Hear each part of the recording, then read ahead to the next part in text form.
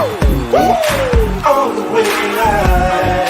Get ready for America's #1 funny man. Funny man. What? Hey. All the way live. Make some noise. Ladies and gentlemen, from LA to New York, Chicago to Mississippi, let's give it up for America's #1 funny man, Rodney.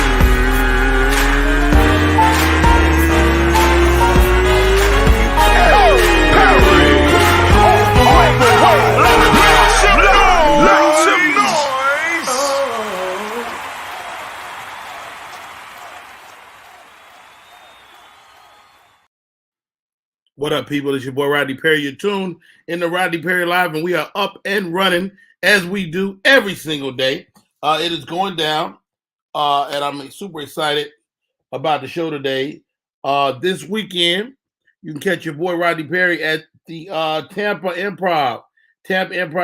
Sabrine, what's up this morning, Miss Grayson?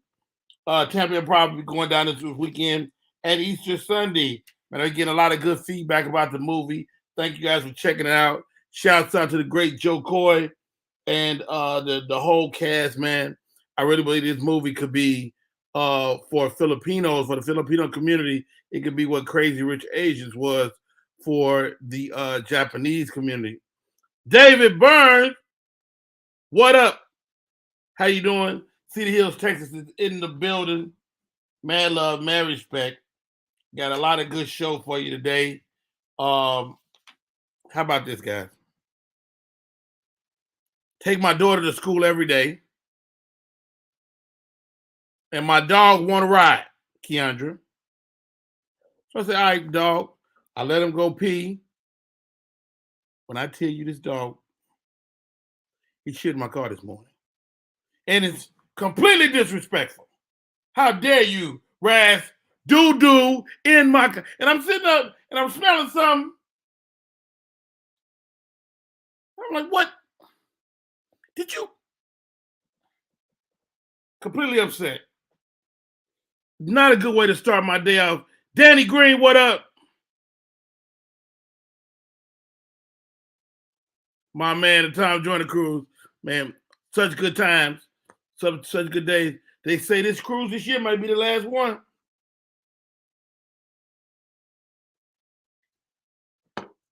Danny Green. I want to kick my dog in his doggy balls, but he don't have none. A swift kick to the doggy balls. Mason, welcome. Let's get this show underway, man. So much dope stuff happening out there in these streets. And for the record, I get my information from a couple of different sources. I use the Shade Room. I use Rolling Out Magazine. And that's usually where I get my news for the day from. Beyonce makes history as first female artist to accomplish this. Let's see what this story is about. Beyonce, first of all, Beyonce is gorgeous. Okay. Beyonce continues to demonstrate why she's the biggest artist in the world. Beyonce's 7th studio album, Renaissance, has reached #1 on the Billboard 200 chart. #1. The album been out maybe a week, amid controversy and everything, and she's still #1. The first female artist to ever have 7 albums debut at the top of the charts. Get out of here, Beyonce. Wow. Yo, how dope is this lady? What's up, John? Oh, you in the Latier family. Beverly Latier is my friend, man. Many years, John. Welcome to the show. Tag somebody if you're enjoying the show. Tag a friend. Not 10 people, just one. Tag a friend. We might really appreciate it. Congrats to Beyonce. Mad love, mad respect. Man, these rappers stay in trouble. So get this. Fetty Wap, he threatened a person that they call a rat over FaceTime. Let me tell you something. You got one of these phones, the government is listening. You think you can go on FaceTime and threaten somebody's life, and you're not gonna have to belly up and pay for that? You lose your damn mind. I'm telling y'all, please, Fetty Wap. He can't halfway see no way on the damn FaceTime. Anyway, I just saw this morning, and I think this guy done got himself caught between a rock and a hard place. Now we know Pete Davidson is going through it. Kim Kardashian shook him. So guess what? He ain't getting no more Kim goodness. And it must be some wonderful stuff because it got people going crazy. Jews say got him crazy. Pete Davidson is said to be going through trauma over Kim and harassment from Kanye's crazy self. Kanye been ridiculing the guy ever since. But now they in the same boat. Ladies and gentlemen, joining the show today, it makes me happy to see him in the queue. He has his own show, Step Into the AM, on the same network, Media Room 360. He's on at an ungodly hour, but that makes no difference. One of my favorite comedians. Welcome to the show, J.P. Justice. JP, can you hear me? His head is turned. Brandon Johnson, how are you? What the hell is JP doing? Hey, what's going on, partner? I've been talking to you for 7 minutes. Hey, I am terribly sorry, brother. Hold on. You know me. You already know me already. I had to get up, go and do everything. Hey, world. JP, I just gave you a fantastic introduction. Did you? Dude, you missed it. Tell them, people, did I not? I rolled out the red carpet and everything. Hey, I am terribly sorry, man. No worries. Did you see this story? Pete Davidson is going through it. Of course, Kim Kardashian kicked him to the curb. Kanye been ridiculing him for the last 3 or 4 days. They say he's going into trauma over the lack of Kim's vagina and Kanye tripping. Would you lose your mind over Kim and Kanye? First off, he knew that was used bubble gum walking into it. I don't even know why he felt. Stop right there. Use what? Use bubble gum. Listen, man, everybody done chewed on that little piece of gum right there. That's like going into church, looking under the pew and going, I want this one. Well, I will say this. That's a beautiful analogy. But that bubble gum, I chew that damn bubble gum too. Ooh. You wouldn't. No. You telling me. Listen to me, bro. Stop right there, JP. Stop right there. You telling me that, and we both married. So let's qualify what we're about to say. You telling me that Kim couldn't get it? I don't like white women. She ain't white. No, she is. She's not. What is she? She like Arab or something. She almost black. I have met the furthest I've dipped on my sisters is Puerto Rican. Anything else? Don't get me wrong. She's closer to Puerto Rican than she is white. Watch this. I will say, oh, she looks good, but I just couldn't find myself to wanting it. David said she's not white. They said she's not white? Oh, okay. She's not white at all. All right, then my bad then. Sorry, Kim. Put you in the Caucasian box. Hey, let me ask you this, man. Are you one of them guys that if somebody is a rat? You hear me? Yeah, I can. Somebody's a rat, right? Is that person like out of your life? He's a rat stink? No. Sometimes you shouldn't do. I forgot. Can we curse on here? You don't have to. Right. Sometimes you shouldn't do shit in front of my face. And sometimes I'm not going to sit here and hold your secret and go to jail for you on some stupidity And then hold on, I gotta tell Sabrine, shut the hell up, okay? Don't worry about it, Sabrine. Just like you fine, Kim Kardashian is fine. Anyway, I'm getting twisted. If you ask me if Kim was good looking, yes, Kim is very good looking, very good looking. Listen. I'll be right in there. I'll be in line behind Pete Davidson. I would wait. I'll be like, I'm next. Nah, I can't see me doing that. And guess what I'm gonna try to do? I'm gonna try to get her pregnant. You going what do you say with the groceries? I don't know what you about to say. Groceries. Something that the kids say with the groceries. That ain't the same. That ain't getting her pregnant. Like what's the name? Let me tell you. Okay, let me give you a list of women that men seem to want to jump out the window for, but I'm like, Kim Kardashian, Mariah Carey. Mariah Carey is 75 though. I'm not talking about that. I'm talking about back in the days. Beyonce. Beyonce fine as hell. But that's one that I'll just let pass. Like don't get me. Stop right there, JP Justice. What? You telling me you are let Beyonce, but forget the fact that she with Jay-Z. Mm-hmm. She is a gorgeous girl. You would at least say hi? Oh no. It's not that I can't acknowledge that they're beautiful, but my I guess wanting to want her. Nah. Why not? Bro, I can't tell you. For some reason, you can't tell me. Huh? What you mean you can't tell me? I mean, I don't know what it is, but I just know that something about it just isn't attractive to me like that no more. And I'm giving you listen, bro. It's not that. All right, keep going. You got more lists. What else you got? What I said, Mariah.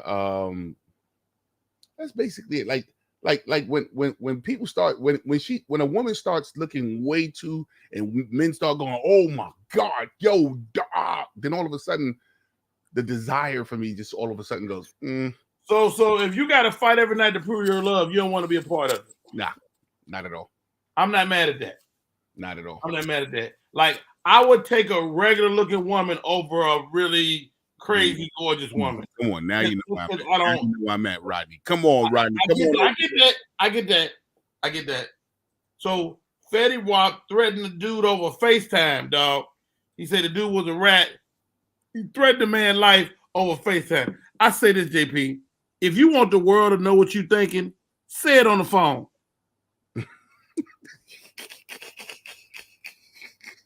Let me tell you something. I'm not doing nothing wrong in my life, but I operate like I'm under suspicion of the feds at all times.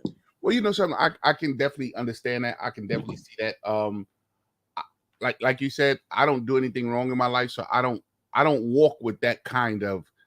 I guess I don't walk with that kind of fear. Like if I talk something on the phone and they go, yo, bro, I'm not doing nothing illegal, but I totally understand and agree.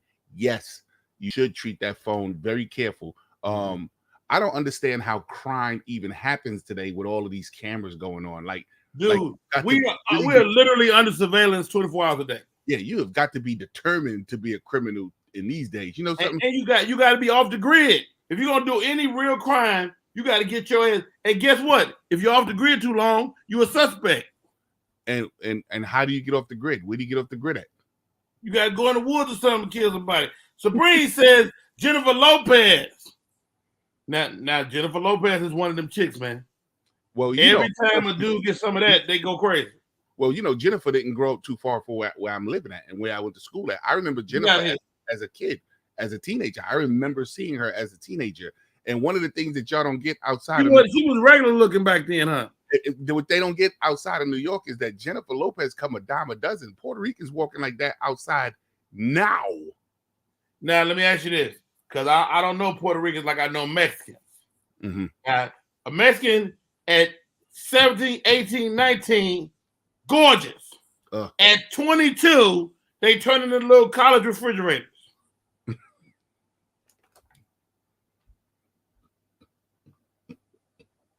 Is that true of the Puerto Rican girls too?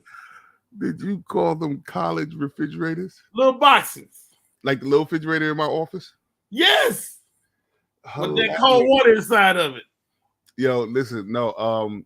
So I read an article that said Puerto Rican women are the closest to perfect symmetrically than any other woman on this planet. Really? Yeah, I read it. I don't know. I think you made that up. I feel like you made that up. I'm gonna look for the article and find it for you again. But JP, I feel like you made that whole situation up. No. And listen. Puerto. Oh God, why you got me in trouble like that this morning, man? So Puerto Rican women to us black guys here in New York are like, in case of emergency, break glass. Okay. Like they are that. But don't you have to deal with Puerto Rican dudes? Well, Puerto Rican dudes are so they do get upset when they do get upset. You know, they do have their little undertones and talks and all that kind of stuff. But they back in the days they wanted to be us so badly that they wouldn't mind if we if we now tell me this, JP, because you grew up around Puerto Ricans. I went to Puerto Rico. The Puerto Rican dudes had their eyebrows arched. Is that a thing? They are very vain. Puerto Rican men and Spanish men are Puerto Rican and Dominican men are very vain. They really love But Dominican is generally men of color like us, right? Yeah. The Dominicans, in case they don't know, Dominicans are the Spanish people that look like Thanos. They all look like Thanos. So yeah, dark skin, CC Sebastian. Yes. Know. So yeah. Hey, you guys, thank you for tuning in. My name is Rodney Perry. You're tuning in to Rodney Perry Live. My co-host for the day. I generally have two co-hosts, but when I bring in JP Justice, I don't need nobody else. You don't need nobody else, bro. I was telling Candy, I said, Candy, the thing about JP is JP got all type of knowledge. Like, you know a little bit about everything. And you know the sad part, bro? The sad part is that I know a little bit about everything.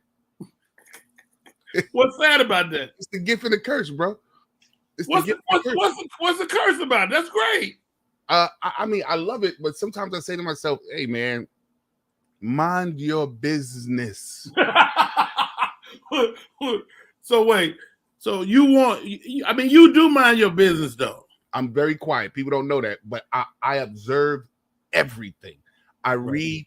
I'll just about read anything as it comes. I love that. JP knows. That's a new segment. JP knows. JP knows. You know, that's right. It goes across my what's the name? Even if I don't read the entire article, I'll read just enough to get to it. Here's something that people don't know. You do know that people don't give me credit for this. Okay, give it to me. I was sort of the first one to introduce the world to Pete Davidson.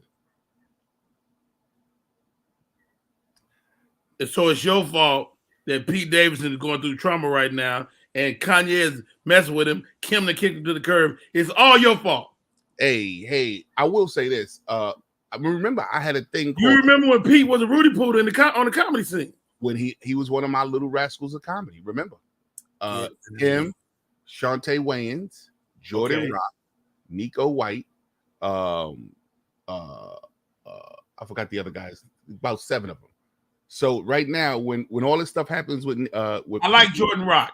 Huh? I like him. I like the kid. Jordan Rock is definitely sculpting out to be a great comedian. When stuff happens with Pete Davidson, if anything happens with Pete Davidson, my phone rings and go, "You see your boy? You see?" He's his own man. Yeah. He's his own man. He's destined for fatal fatality. Like, and I don't mean like death. I'm just talking about he's prone to like bad luck, maybe. You know what I'm saying? Wow. So, wow. All right. More hot topic. So I don't know if you saw this yesterday. Irv Gotti bring up the fact that one of Ashante's songs was about him. Fat Joe came out yesterday and said, "Dog, that's 20 years ago. I don't give a damn."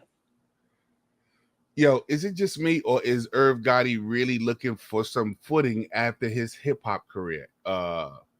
Irv Gotti. You know what? I completely agree, JP. I'm like, what is Irv doing? Is he not making money? He trying to sell a book, or what is he doing? Well, there's also a documentary out called the Supreme Team, and the third episode of this documentary is about Irv calling his company Murder Inc. and trying to help Supreme McGriff, and give him $25 million, and so I think he's trying to find a reason or a legacy to grasp hold to, not knowing that his musical legacy, because he ain't Diddy, right? No, his musical. Let's not front. His musical legacy. No, he got a catalog, but he still ain't Diddy though. Oh, Diddy! I thought you said did it. No. He hasn't. He hasn't. Is he a household name like Diddy and Jermaine and who else was producing back then? Swiss Beats. He's not a household name like that, but he has a strong legacy. But it looks like he's trying to grasp hold to anything to say, "Hey, I did it. Hey, I'm here. I'm worth something. Respect me. Respect me. Yeah, and we love what you did. Just relax, man. Irv, you a genius, man. Yeah, this is Rodney Perry. JP Justice in with me today. It's a sad day, JP. It's a sad day. Why today is a sad day? So what is I want to hear more. What has this guy done? You know he cuts himself, right? Who? Pete Davidson. I'm moved on from Pete Davidson. Okay, my bad. I just wanted to let people know he's a cutter. He's a cutter. He's a cutter. Shouts out to Victor Marshall. Victor says hello. Rodney, Candace, JP, Darren. What up, Vic? David Burns says he's like you. He says, yo, I'm very quiet until when people make the first mistake with me, and the number one mistake some people make with me is thinking I'm weak. Come on, Dave. That's funny you say that. I want to talk. You know what I want to talk about today, man? I want to talk about social media's personality. Like, hold that, write that down. We're gonna come back to that. Yeah, we'll come back to that because it's a sad day. Why is it a sad day, Rodney Perry? Because Rodney Perry. Serena might be calling it quits, dog. Serena Williams. She's had an amazing career. Maybe, and I'm gonna throw this to you. Maybe the best athlete in the world, JP. Serena Williams might be the best championships whooping people ass for years and years and years. Longevity. Are you saying woman, and are you saying in tennis? I'm saying bar none. Michael Jordan. I'm talking about Wilt Chamberlain. Serena Williams is the best athlete in the world. Are we going to come back to this? Because I want to talk about this. Let's talk about it. All right, watch this, man. I watched the stats on Michael Jordan just recently. Tremendous stats. Agreed. And what makes his career so powerful, impactful, is that it happened in here. 17 years. Small period of time. 17 years. Imagine had he kept going. Of course, his stats would. It would have got worse. No. I think it would have changed. Of course, he wouldn't have been the Duncan. He wouldn't have been the Duncan Jordan, but he'd have been a great assist. He'd have been a great point. I think it would have changed. Let's ask the people. You guys are tuned in. Tell me right now, is Serena Williams the best athlete in the world? Write it in the chat. We're going to figure this out. JP Justice, you starting something. You know what? Trying to bring up Michael Jordan. Michael Jordan is great. Nobody denying that. But, and Candace, look up Serena's pedigree. She's got more championships. We always talk about championships. She got more championships than anybody. More sustained greatness over a longer period of time. She's better than LeBron and Michael Jordan put together. You know what women are. Well, you know what people are. Well, women are mad when you say this. When you go, well, for a woman. I didn't say for a woman. I know, but that's what I'm saying. So watch this. She stands alone with her stats. Look at the difference. Victor Marshall said, bar none, nah. Who else, Vic? T. Gray said, absolutely. See, it's gonna be split with women. It's gonna be split down with men and women. But we know the I need you men to let go of your sexist ways. I'm telling you, Serena Williams is amazing.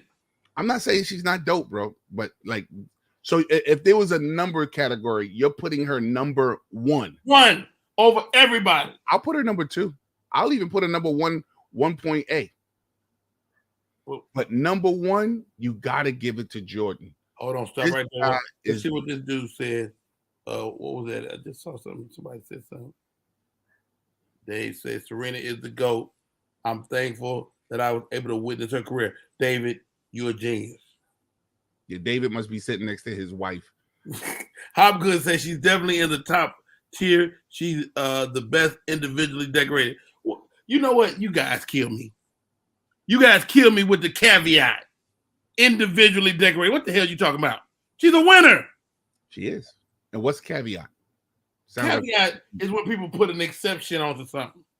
Okay. You know what? I know a little bit of stuff too, JP. I just wanted to make sure. Like I hear the word. I hear caveat so much lately that I'm nobody ever tell you what it is. Right. Oh, look at this. Sabrine says, "I'll say top 5 in the world." Sabrine, you're a defector. There you go. Thank you. You're a woman, but not really. Thank you, Sabrine. I'm gonna say it.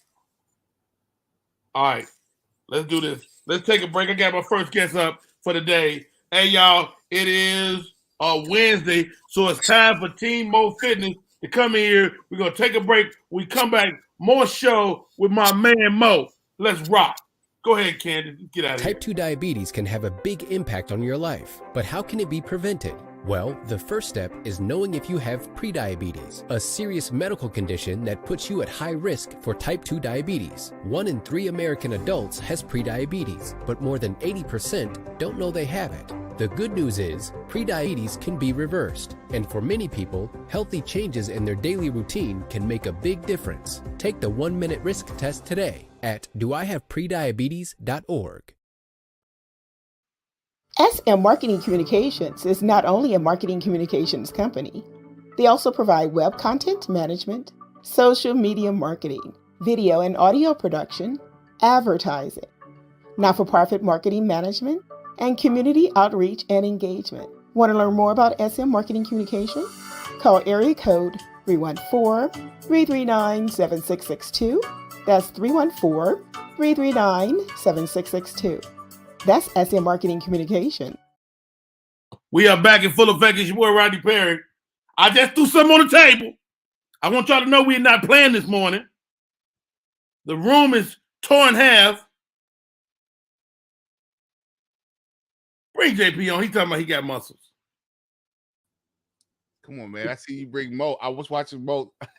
Hey, Mo, before you come on, I got to do this real quick. I was looking through your Instagram, and I was like, yeah, I'm tired of these guys showing their muscles. I got something in here. There's a gun in here. It's in there somewhere. There's a gun in there, guy. The best athlete in the world, Kat Tash, says Serena greater than Jordan. Rodney Perry, you lose your damn mind. Not even over Kobe, Tiger Woods, Brady. You know what? Shut your mouth.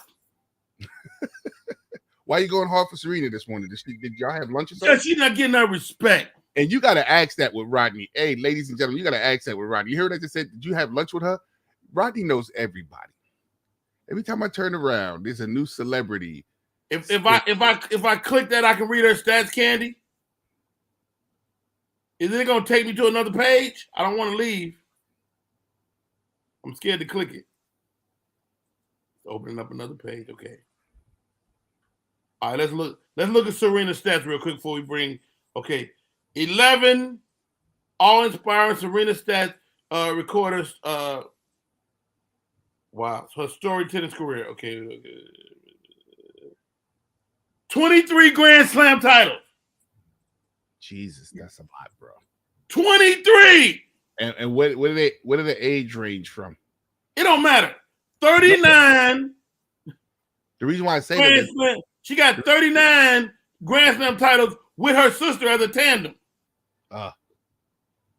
319 weeks holding number one in the world. Her record for having the number one ranking the first and last time. I don't know what that means. U.S. Open singles title.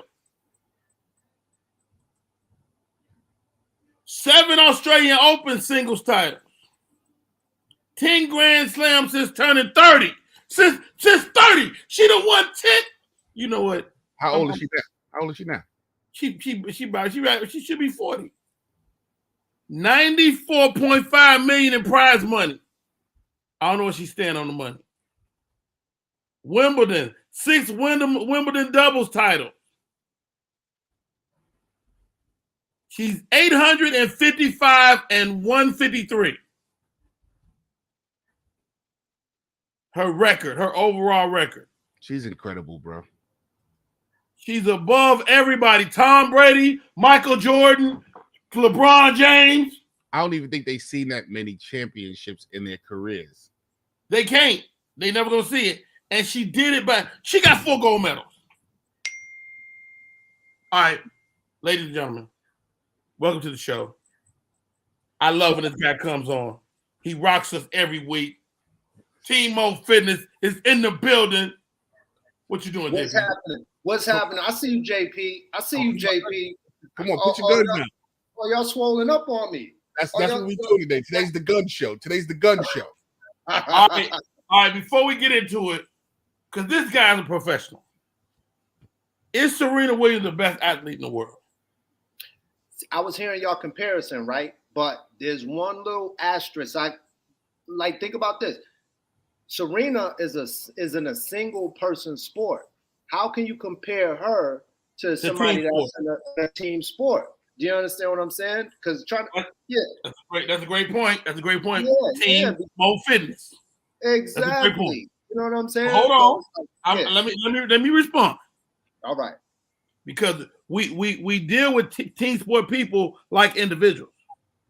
Michael Jordan is on the team sport. You never go to Bulls was incredible. You go, Michael Jordan led them to greatness. I'm saying when it comes to great athletes, she is head and shoulders better.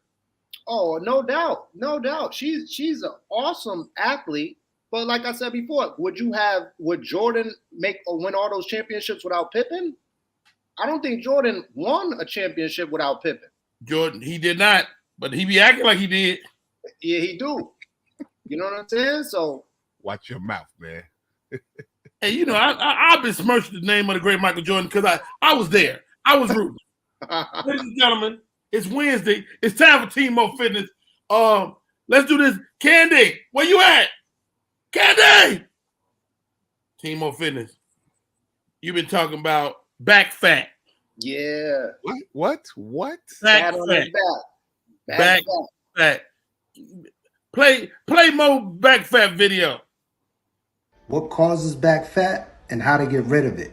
Some of the causes are a sedentary lifestyle, eating too many calories, an excess of sugar and salt in the diet, also aging and genetics, but I'll discuss those in another video.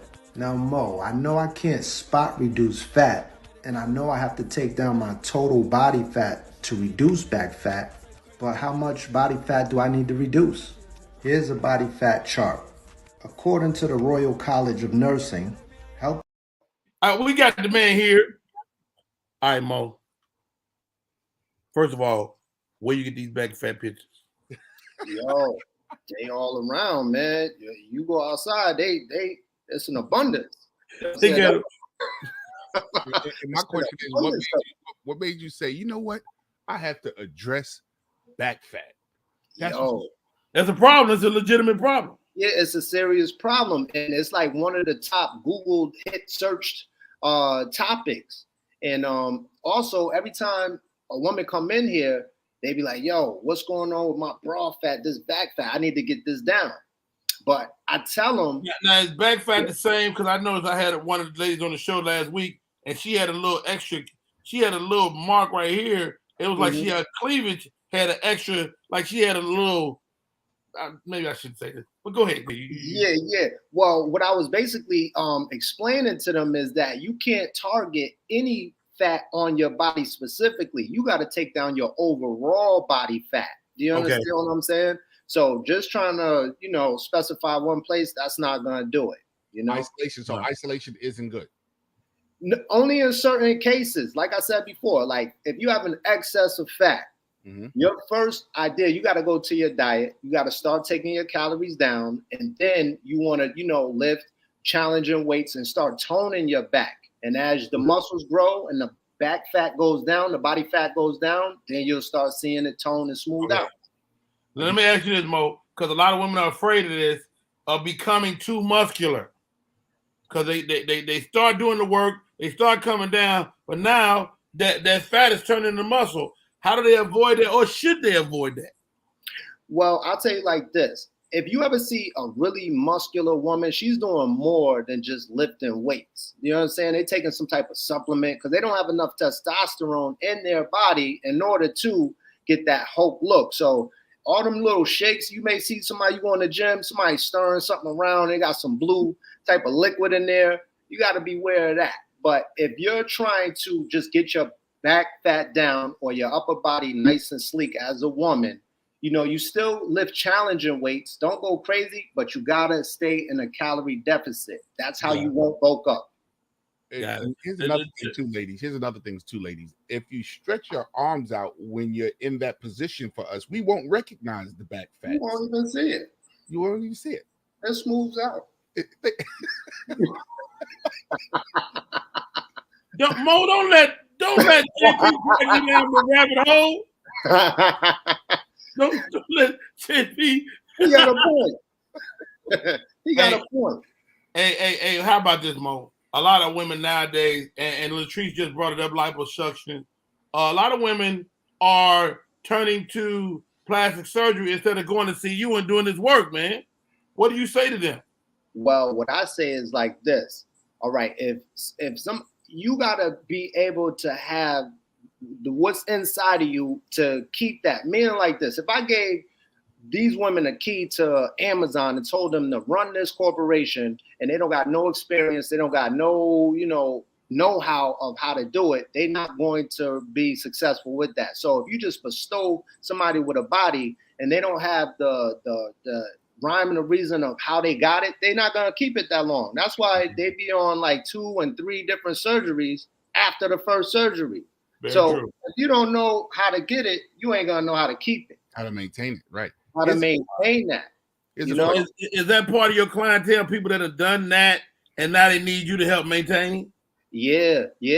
Some come after that, and some come after their 3rd surgery. And they be like, hey, man, this way wasn't working. I done spent $30,000, $40,000 trying to get my body right.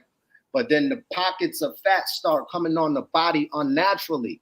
You know what I'm saying? So it looks a little crazy. I'm pretty sure y'all seen the super tight waist and the balloon arms. Yes. That's from that surgery. The fat gonna find somewhere to go. It's gonna go somewhere, So you gotta regulate your eating and your habits before you get that. Here's a question I have to ask. And maybe I speak for millions, hopefully millions. How do you get a mind to say to themselves, other than some kind of health urgency, like, oh, I had a heart attack or blah, blah, a stroke or something. How do you get the mind to say it's time now to start to work out more? Because a lot of us didn't live workout lives. I noticed that the people that are in the gym are people that live fitness lives. You know what I'm saying? And so now those of us now who realize, oh my God, my health is important. Right. It's like we're fighting to become a fitness life. What can help us with that transition? Well, basically, when people hit rock bottom, when they are in a pain state and they're like, wow, my knees are hurting, my joints are hurting. I'm tired of looking at what I'm looking at in the mirror. My spouse is treating me different because of his weight. Once they get to that point, then that's when I normally see people more motivated, as opposed to all right, hey, we're gonna set this goal and let's try to achieve this goal of how we look. It's very rare that somebody comes in and is like, all right, I want this goal. They're trying to run away from a pain. So once they feel enough pain, that mind is gonna get right, and they're gonna want to do something about it. And my job is to remind them of the pain if they ever, because normally when people get out of that pain area, a couple months go by, they start slimming down. They're like, oh, yo, no, I'm good. I'm like, no, we got to keep our foot on the gas. You remember when you was 3 months ago? We don't want to go right back there. Mm-hmm. Wow. His name is Team Mo Fitness. You can check him out on his Instagram page or his TikTok page. He's always giving out great information, man. And I think that's awesome, man, how you keep your foot on the pedal with these people, Mo. Outstanding Instagram page too, bro. I looked through your page. Thank you. I appreciate that. Is it growing? Because you find you get at the top of the year a flash of people. Again, probably halfway through the year, get a flash of people. How do you keep them engaged, like you just said? Well, once I speak to a core niche of people, before I used to talk in general, you know what I mean? Like men, women, all shapes and sizes. Once you start niching down and you get what they call a specific avatar you're speaking to, you know what I'm saying? You just keep speaking to that crowd, and your vibe will determine your tribe. The people that is on your vibe, they're going to come into that room and start following you, man. But just stay on your course and spit what you spit was truth to you. Right. That back fat is a thing, though. And like, I know my wife have an issue with that underarm joint right there. Yeah, a lot of that is hormonal for ladies, too. But really? Yeah. When their hormones is off, you start accumulating fat in those like back arms and backs and things like that. So it's imperative to also make sure that, they get their hormones checked. Go to your doctor, see what your levels are, so you can get that right too. I have a question. Go ahead, JP. Men, not just men, but people who drive, I notice we all have that little extra knot of fat like right here. And that comes from like the driving like this, or they say now even with cell phones with everybody bending their head and neck like this. Mm-hmm. Does that tie into all of the disproportionate fat in people's backs and stuff like that? And I find myself, look at this. I have this now because as an older man, we forgot how to sit up straight. Right. Well, what you're talking about is posture. And basically with people that's sitting down a lot, that means that their hips have gotten tight over time. And once your hips start getting too tight, that starts compromising your lower back, your lower lumbar. You start feeling tightness there. Now, if you're constantly like this, hunched over, looking at the desk, you typing, looking at a phone, you want to start doing exercises at the gym or anywhere you could start pulling back. Start rolling back like this so you could develop those muscles to bring your posture from here to like this. Your ear, your shoulder, your elbow, and your knee should be all in alignment. And that's how you know that your posture is getting right. But oh wow, my ear hang over my stomach. I didn't know. Way back there. Hey Mo, JP brought up a great point. We're talking about back fat. But I don't know about y'all. I got all type of head fat. Yo, it's impossible to lose head fat. Like I got my homeboy. He lost 100 pounds, but his head's still big. Is your head the last piece to go down? It's the last piece to go down, man. With ages, sometimes that's like inevitable, man. So even I got some. Even though I'm lean everywhere else. Over time, I started getting a little, hot dog Frank stand in the back. Finish, you do not have no head fat. I do, man. I got the hat backwards. It's covering it up today, but it ain't out there like that. But yeah, that's part of, the aging process. But try to take that body fat down so you can reduce some of it. Yeah.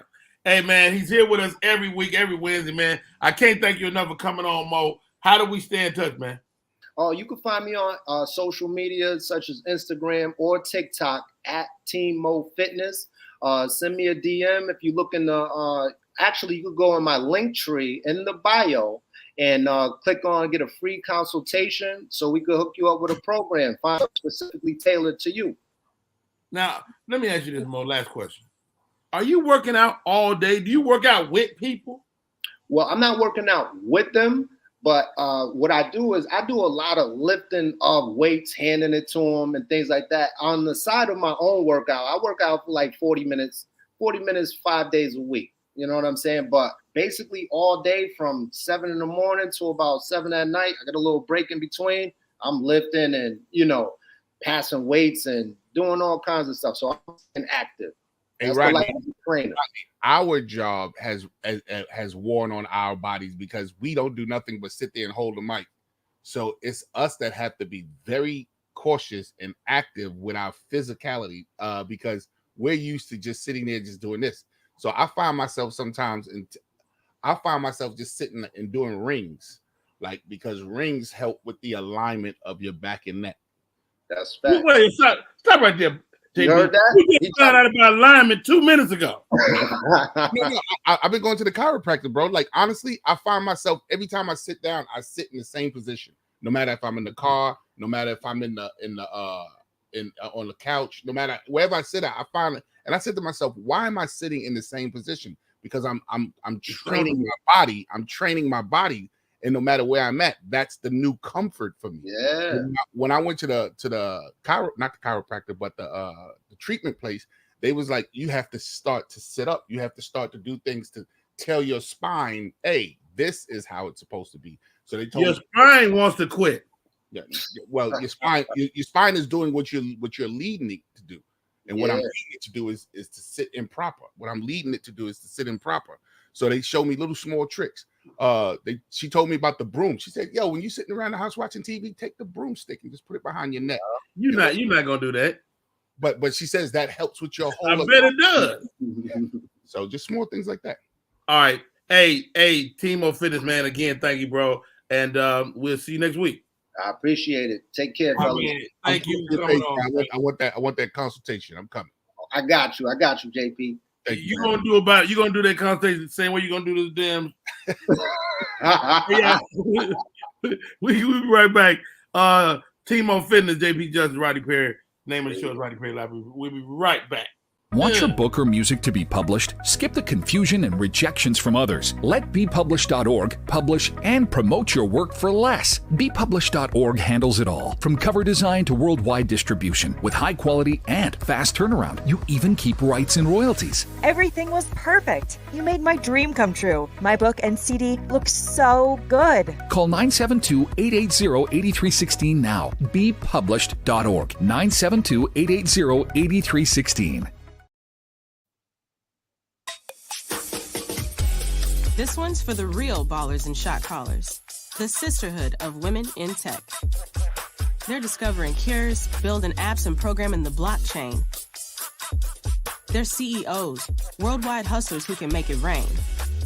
They're tearing down the old boys club and seeing big gains. Because when women in tech come together, you know they make that change.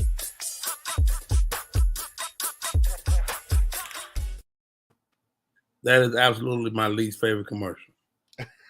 I swear to God. The lady with the big ass eyebrows, the lady with the big clunky shoes, laying on the bed on her stomach. It just gets on my nerves on so many levels. Why is the chat still talking about Serena Williams, Michael Jordan? I saw Candy chime in. Candy, you don't know what you're talking about either. Okay? I'm going to say it. I'm going to say it. No, I don't care if you play the ad. I want to talk about it more. I want to see it and talk about it again. So don't take it out the loop. Katash is in here losing his damn mind. That's like saying I won. What is he talking about? Shouts out to Lewis Johnson. Welcome. Can they do liposuction on the hot dog head rack? You know what? No, they can. They can. Probably can. They probably can, but you don't want the scar. You don't want the pain. You don't want the pain. But how about this, JP? There's a lot of dudes out there getting work done. Yeah. Yeah. What they getting pecs, they getting calves, they getting chiseled chin implants. Because there's dudes out there with soft ass chins. Show your chin, Rodney. Show your chin. Show your chin. Yeah, let me big on my chin. We got good solid chin. I got an Arnold Schwarzenegger chin. I'll be back. Yeah. TP, what's up, TP? Hey, Alfreda, thank you. I think men should do it old school style. Walk around with a big old heavy chain and a padlock on it, and just walk around and get your neck and shit. Get all that. Did you see this, JP? Have you heard of the Earn Your Leisure podcast? For some reason, I have. Why have I heard Earn Your Leisure? This podcast is a big deal. So these two guys, they have it's called Earn Your Leisure. They give investment tips and stuff like that. They threw an event here in Atlanta, 20,000 people. Wow. They're podcast listeners. And they had Tyler Perry and Steve Harvey there. So it's already a big deal. Yes. But how about this? Steve Harvey, Tyler Perry was addressing some stuff. Because they've been taking some heat. You know, they've been called coons. They've been called, this and that. Tyler Perry said, look, dog, I ain't got time to be addressing everybody and say something about me. Steve Harvey said, look, if you don't like me, so what? I'm out here getting this paper. You got to respect these guys, don't you? So I was a photographer before I was a comedian. When I was 17 years old, I was a photojournalist for all the major newspapers here in New York City. Oh, wow. And one of the things that I was taught very early in my career, and it always stuck with me, is that I have a responsibility to my culture when in this business, that you can lose yourself in this business. Oh, wow. And that has always stuck with me. I'm not mad at these guys for wanting the money, but does your family's honor or word or respect have a price tag to it? You know what I'm saying? Like, I believe that they give them just enough that they can say they don't care about what their people are saying about them. You know what I'm saying? So wow. I understand. So you're saying is there a bigger responsibility as a person of color in America? Yes. You know why? Because the name of the game is to isolate us and separate us. So how can I separate you? I'll separate you with giving you the wealth. And now all of a sudden you don't care about the issues the way because Steve Harvey used to be a real heavy on black topic type person. You know what I'm saying? Then he hit a certain cap in his money, and now I don't care what you say. And I'm not saying that he's supposed to be sitting. No. You're absolutely right. How about this? A lot of these wealthy black folks are low key Republicans, and I'm not mad at that. Somebody got to be black and a Republican. I'm not mad at that, but it'd be a little weird sometimes. They get their aha. Let me tell you, you should thank people like Paul Mooney. You should thank people like Corey Holcomb. You should thank people because they don't allow. Hold on. Why them two? They don't have nothing to do with nothing. There's a whole lot, but those are the first two. Like I'm honestly gaining I've always loved Corey Holcomb, but I'm gaining such a respect for his style of me. What do you call it? Like in your face type broadcasting. Mm-hmm. I'm respecting it because he's not allowing them to give him anything for him to put the muzzle on what the truth is. Right. Now I'm a fan of Corey Holcomb and probably for a similar reason as you. The guy really don't bite his tongue over nothing. He doesn't, man. And that's very difficult in this business. Yes. Because you run the risk of your brand being tarnished. And so back to Steve Harvey and people like Steve Harvey, people like Oprah Winfrey, people like what ends up happening with them is that they get their aha moment when Hollywood shows them, hey, you still black. We just allowed you to step outside the circle for a while. So I want it happens more often than not too. Yes. Will Smith just had his aha moment. You know what I'm saying? Bill Cosby had a big wake up call. O.J. Simpson had an aha moment. All these guys had that aha moment. You know who I love right now? Jay-Z is standing on the side, not allowing his aha moment to happen, because whatever they give him, he comes back and he drops the jewel. I don't think Jay-Z believes the press that says he's above the law. So like even Deshaun Watson, right? Who we see him with all these massage therapists, blah blah. I'm like, look, dude.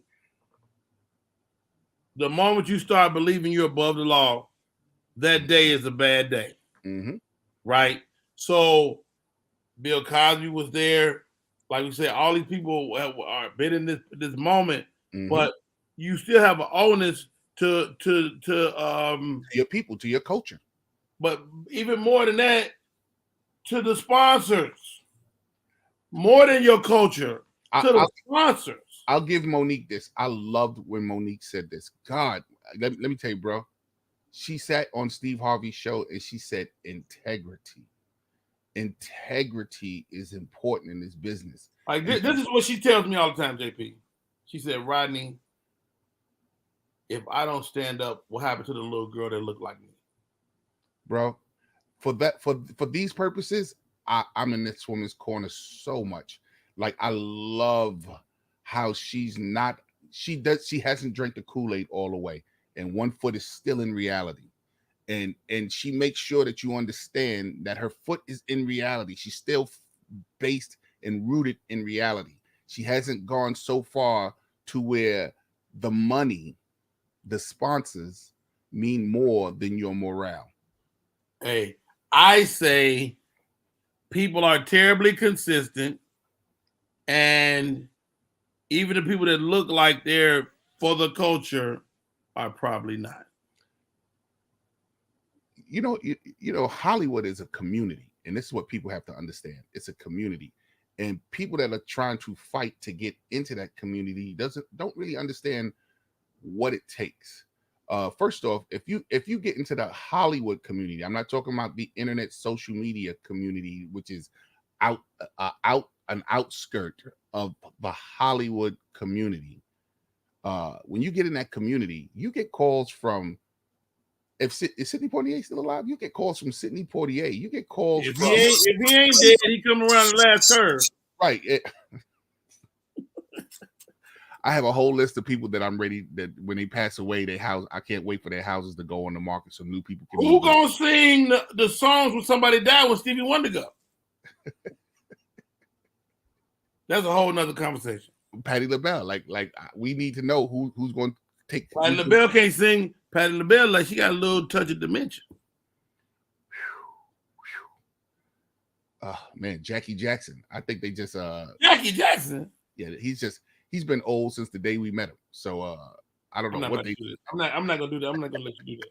But no, let's get back to this. So when you get in that circle of Hollywood, you get calls from all these guys because they want to make sure that you keep your morale intact. They want to make sure that you're with the machine that kept it going. You know what I'm saying? I love Kevin Hart. Kevin Hart is my friend. Yeah. But he said something the other day. He said to Chris Rock and Dave Chappelle, I love you guys. You my best friends. And I'm like, really, nigga? I seen that interview with Chris Rock. You're talking about with Chris Rock, and he said they call him every once in a while and make sure he tapped out. Like you ain't going. Yeah. I guess when people have you would definitely lean to people that have a similar lifestyle. That because he can't call me and tell me about being super rich. So he would have to have some peers that live in that space. Yeah. Right. Call me one time. Right. Let's do this. JP, stop right there. Let's take a break. We come back. We'll be at the top of the second hour. It's Roddy Berry. You're tuning in to Roddy Berry Live. I love this show, man.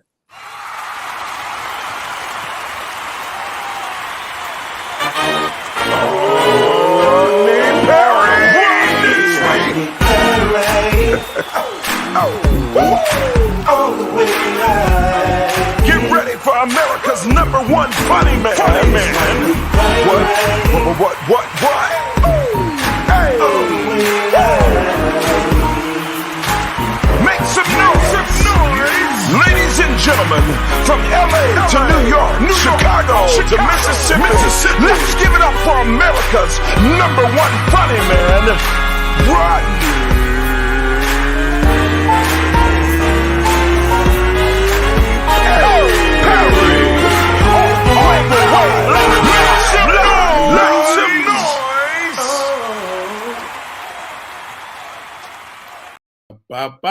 We are back.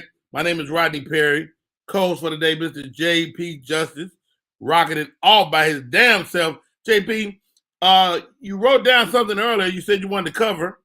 Yeah. I'm trying to find my footing in this social media broadcast space. Okay. And I'm learning that the social media broadcast space is very sensitive. Once again, like the communities that we were talking about. And even in a young state that I'm in. What do you mean sensitive? What do you mean? About their brands, about their collaborations, about their conversation with, about, you know what I'm saying? Like I'm finding footing on, Instagram.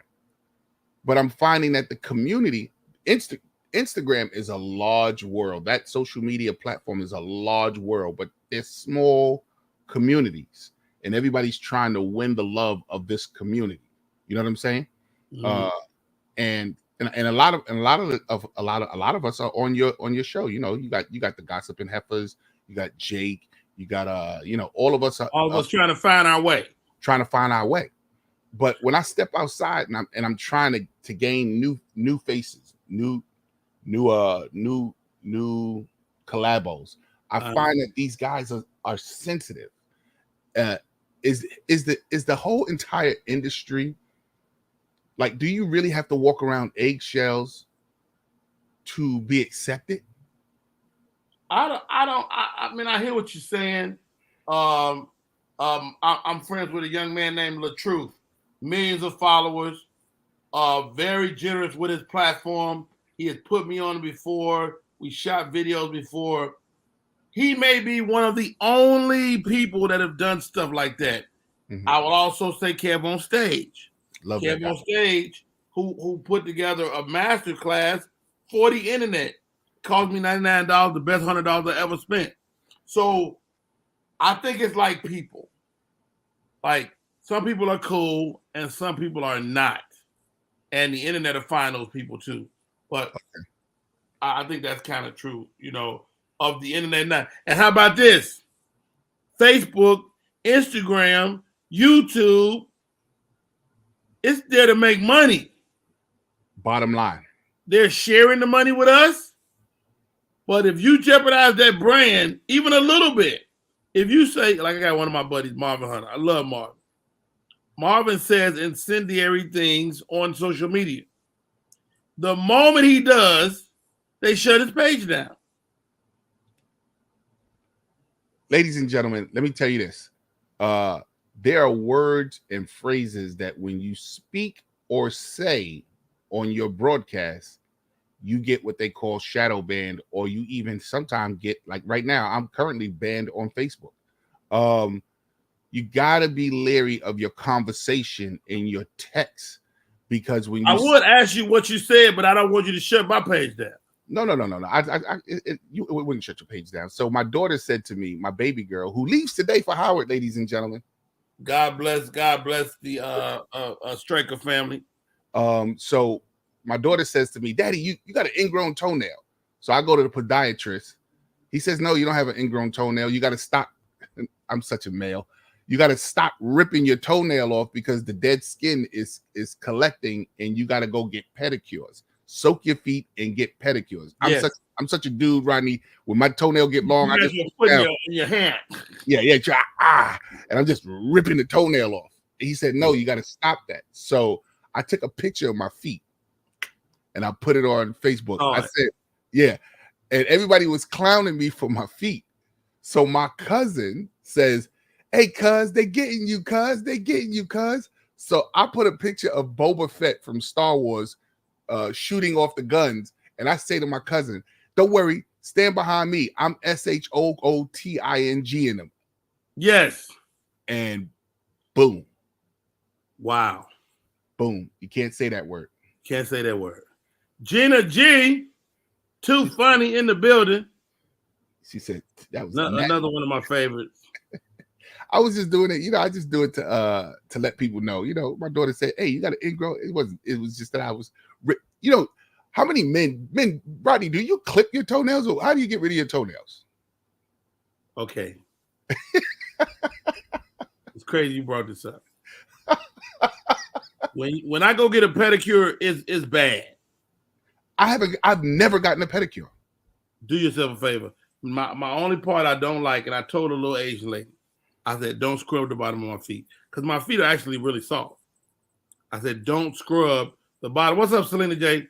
I said, don't scrub my body. I'm looking at her scrub the bottom of my feet like, didn't I tell you not to scrub the bottom of my damn feet?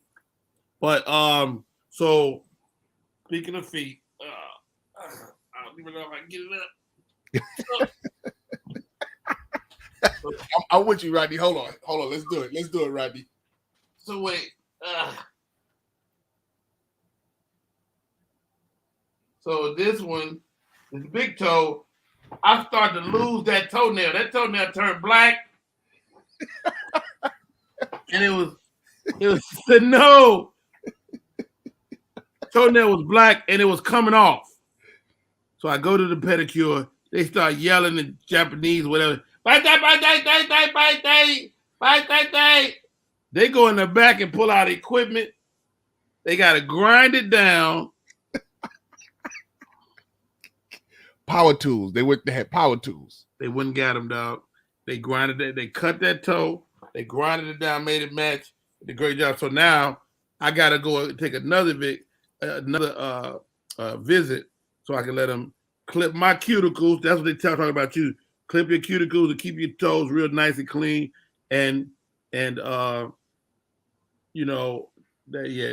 bad though. All right, so here we go. I think I'm gonna videotape my very first pedicure. And I know right now your whole what I say, Candy? I called Candy. I said, Candy, do you think they're gonna take my foot? Because it was bad. The toenail was black. It was black, and it was in half. So it was had to lift it up. Oh my God! Oh yeah, they'll take it. It was like I was bringing in. Wait, when you say take your foot, you mean like amputate your foot? I thought they was gonna turn it down. I thought it would be like, no, we can't do that. Oh, okay. Oh, take your foot. Like, yeah, are they gonna be like, nah, it's too far gone? They get your black toe ass out of here, but they didn't. They did it. Take your black toe. Look! They just love roasting somebody's foot. You shut up, Howler, two boy. Yo, he said, take your black toe ass. Latrice said I was having surgery. You shut up, Latrice. Now, Frida Jackson, welcome. I have ladies, I'm gonna let you know this right now. I'm a married man now, and my wife don't get down like this. But in my day, women used to want me to take my feet and massage my feet and rub my feet on their body. I got cute feet. I mean, these feet went around the world a couple of times. My feet ain't cute. I know my feet ain't cute, but my feet are functional. They do their job. They do their job. They're supposed to carry me around. They kill it. They killing it. Yeah, think about where your feet have led you, right? Now, my wife won't touch my feet. And I tell her, I say, I'm gonna get me a woman that want to rub these feet. Like that might be the reason that we break up. When I was a kid, man, ladies and gentlemen, sit back, brace yourself for this right here. So when I was a kid, for lunch, butter crunch cookie costs $0.25 and chocolate milk costs $0.10. Oh, so yeah. I wanted to have butter crunch cookies and a chocolate milk. My mother said, massage my feet and I'll give you the 35 cents every day. So I would come home every day and massage my mother's foot for that 35 cents. One day my father came in and saw me doing it. He said, what are you doing? I had a proud smile on my face because I'm earning my money. I said, Dad, I'm earning 35 cents to have milk and cookies. My father, what did he say? He lost it. He said, what the goddamn hell? Don't touch that goddamn woman foot. And this is his wife. Don't cut that goddamn woman foot for 35 goddamn cents. My mother's name is Josephine. Joe, you done lost your goddamn mind. Cut your goddamn feet for 35 cents.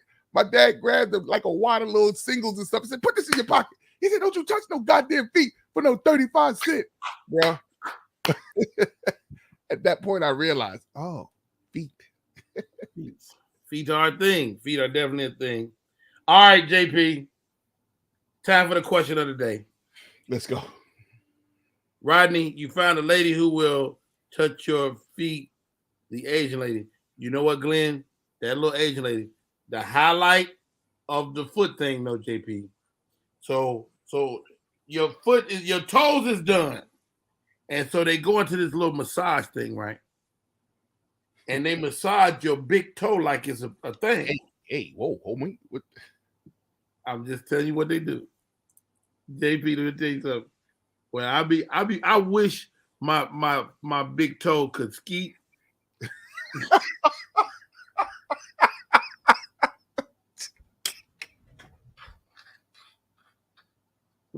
Louis John say new record.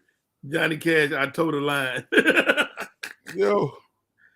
Dude, He said, when they can massage my big toe, they go along your foot. Oh. Yo, you said you wish your big toe could skeet? The only reason I deal with the scrubbing is because I know what's next. Oh, okay. So you go, okay, I'll do with the scrubbing, but because she get ready to jerk my toe off. I didn't say that. I did not say that. But that's real. That's real close. All right, time for the question of the day. Let's go. What movie has had most impact on you personally? Oh. You know, honestly, two movies I must say. What's the one? Hollywood Shuffle and Dumb and Dumber. Really, Hollywood Shuffle? How so?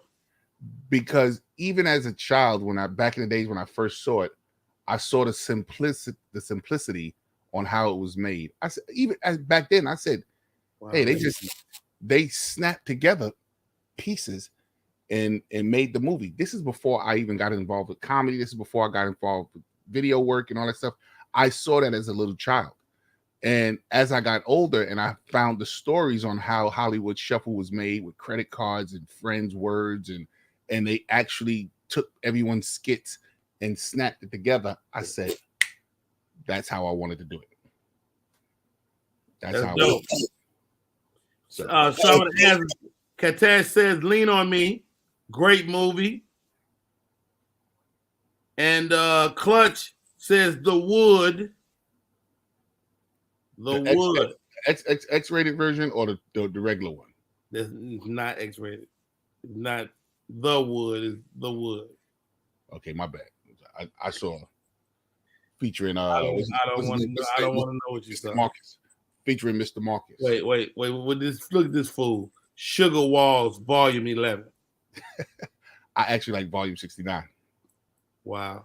RP almost did the scene from Harlem Nights with that toe massage. Put your mother on the phone. I'm never ever coming home again. Okay. All right. The Notebook and He Hates Me. He Hates Me is one change your life, huh? I never saw no Godfather 2. Godfather 2. In my older age, Godfather makes so much sense. Wow, interesting. Gina G says how Stella got her groove back. Let me tell you something, Gina. You burn my shit if you want to. Hopgood says Purple Rain. All right, moving on. What is something, JP, and audience, that nobody knows about you? Well, I always wanted to tell the people that if you Wait a minute. We can't hear you. Right. If you don't know about it, why am I going to tell you now? What's something that people don't know about me? I sing very well. Really? Very, very well. Get out of here. Yes. JP, you making it up. No, not at all. not at all. And people who Can know you me, sing some for us? and people who before the stage, I will. Really, yeah, dude. I wish I could sing. yeah, I know how to sing very well. People who know me You don't sing, you act. No.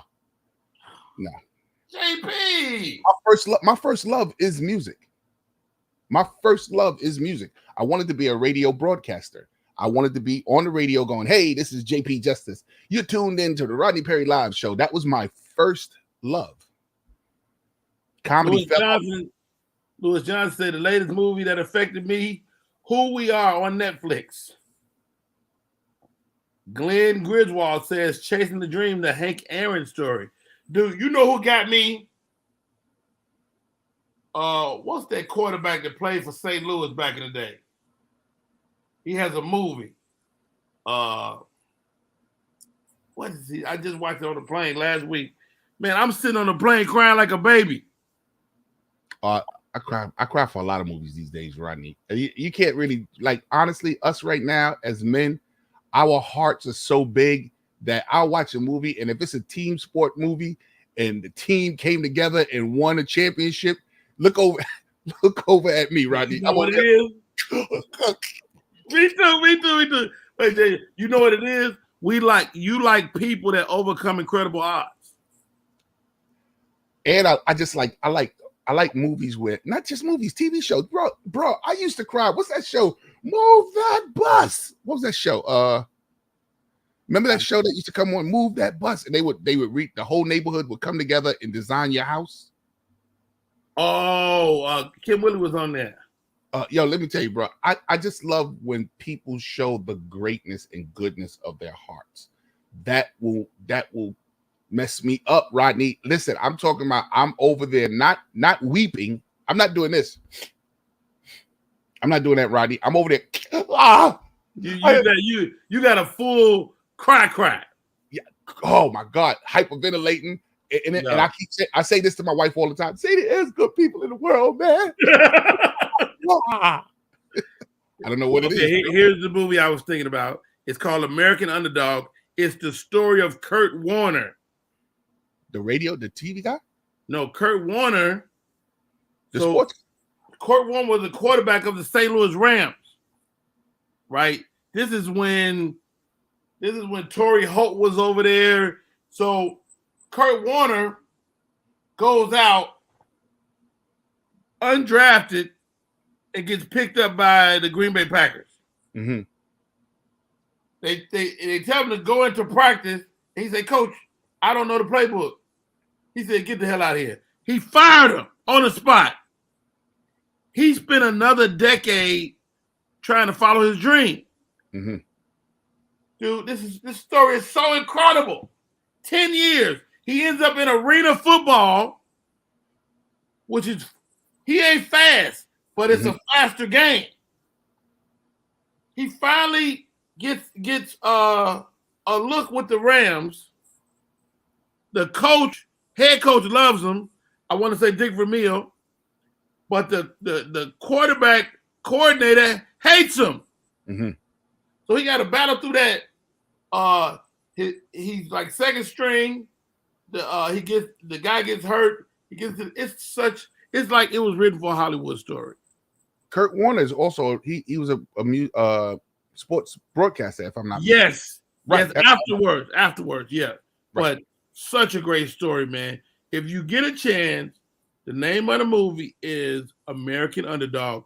You think you like the crying? This was gonna take your ass out. What was the last movie you had a good cry over, Rodney? Good cry. I'm talking about where that one took me out, and it's another sports movie. Rudy takes me out every time. What's Rudy? Rudy with the Notre Dame. The little girl with the football.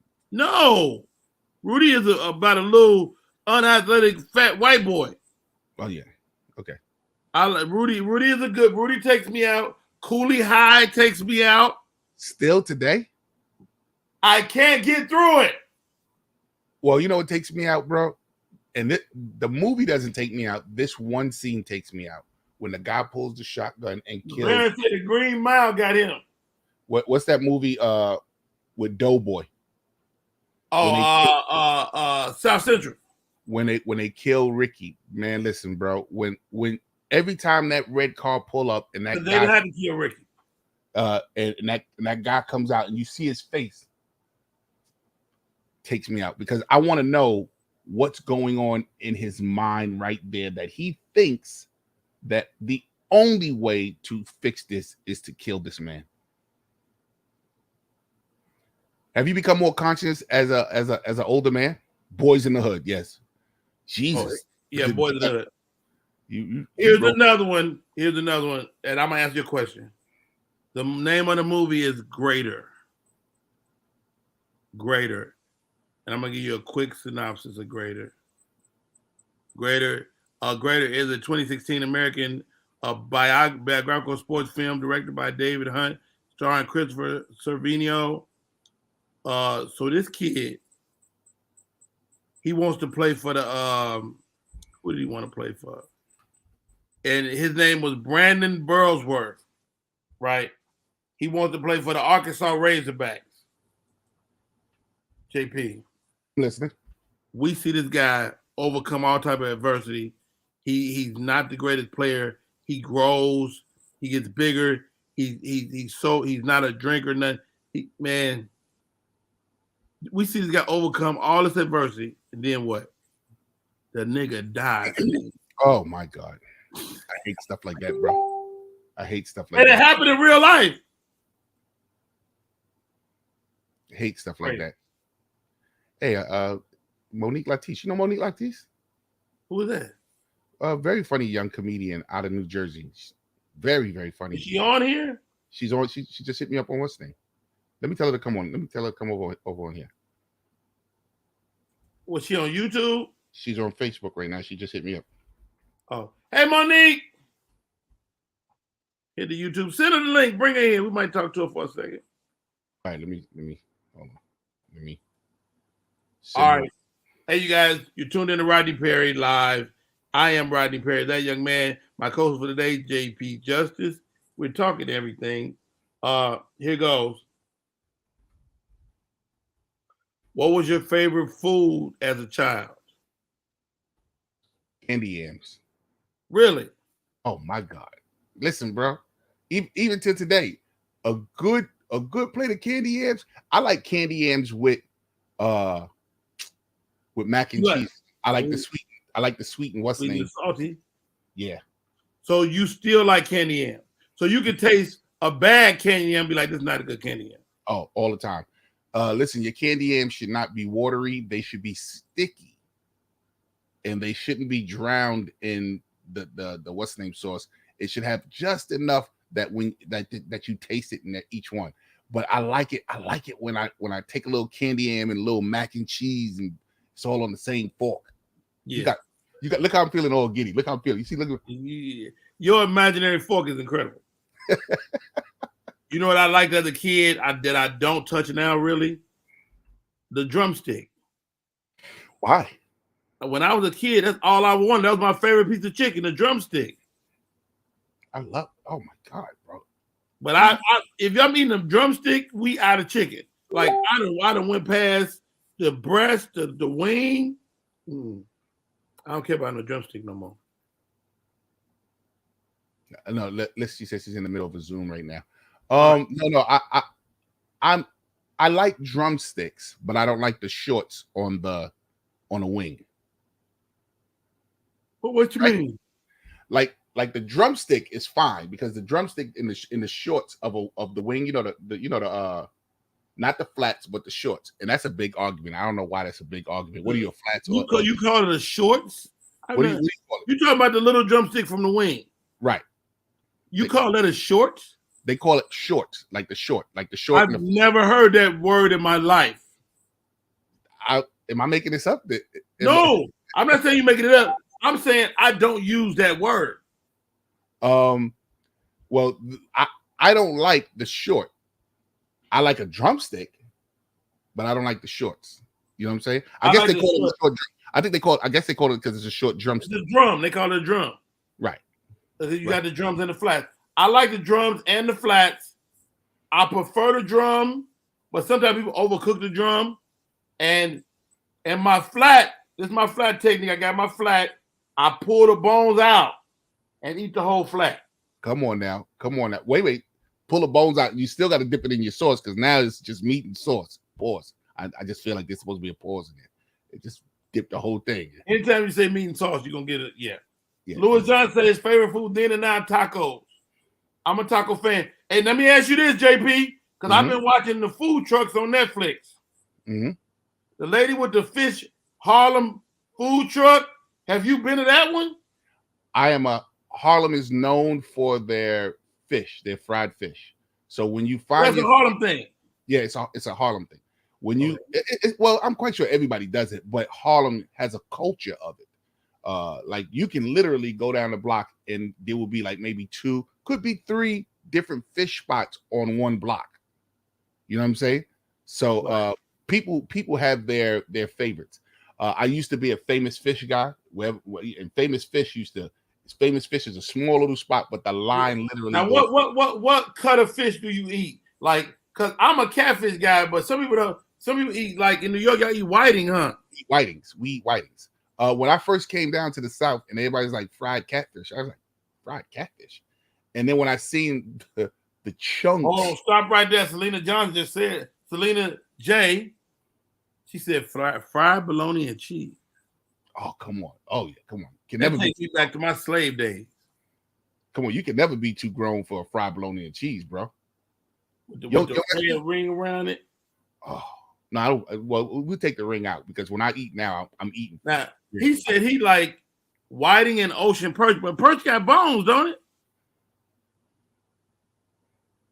Man, let me tell you, I like to get a whole little basket of whitings, like a whole little basket. You don't even know how many's in there. It's just a basket full of them, and just go through it.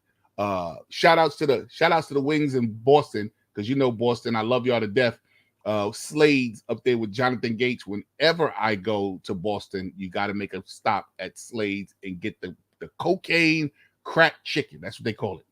What is that? With the white salt, the white dust on it? Oh, bro, I don't know what they cook it in, but you know what that white stuff is? What? It's ranch.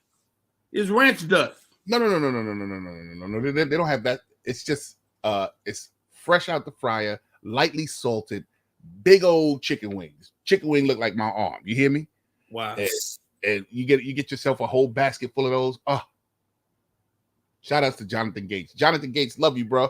Got to come back to Boston to get my cocaine crack chicken. Jonathan Gates in the building. Hey, yo, next question of the day.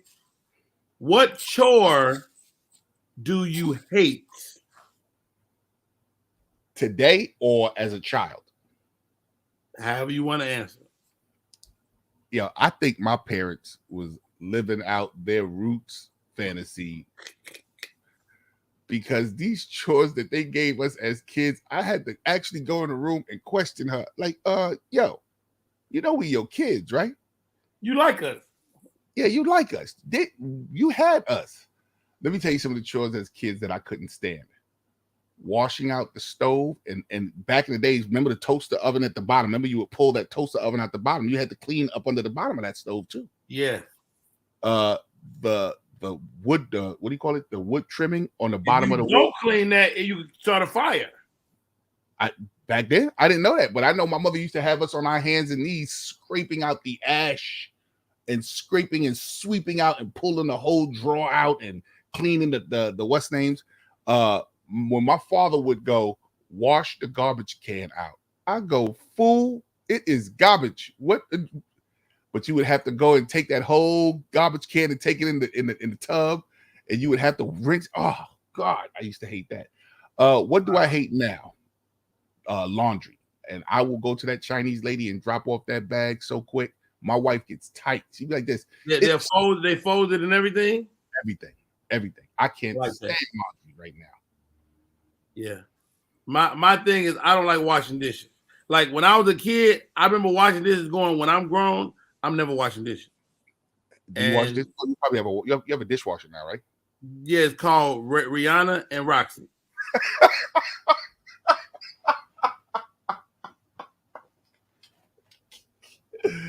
What you gonna do when it going, Rodney? I'm gonna get some new dishes every day. It's funny because that's what I used to do with my laundry. My wife, when me and my wife first got together, I must have had 1 million t-shirts and 1 million socks and I would just go out and buy new socks, drawers. I know. We're not doing this. We're Scrubbing not the walls. My daughters hate that. Scrubbing the walls. Yeah, scrubbing the walls. Do they still do that today? You can't do that, right? Yeah. Louis said yard work. I'm not a fan of yard work. That's why I got a Mexican. That's why I'm in the building. What's the number one song on your iPod right now? First off, how old are you that you have an iPod? You know what I mean. I'm listening to hold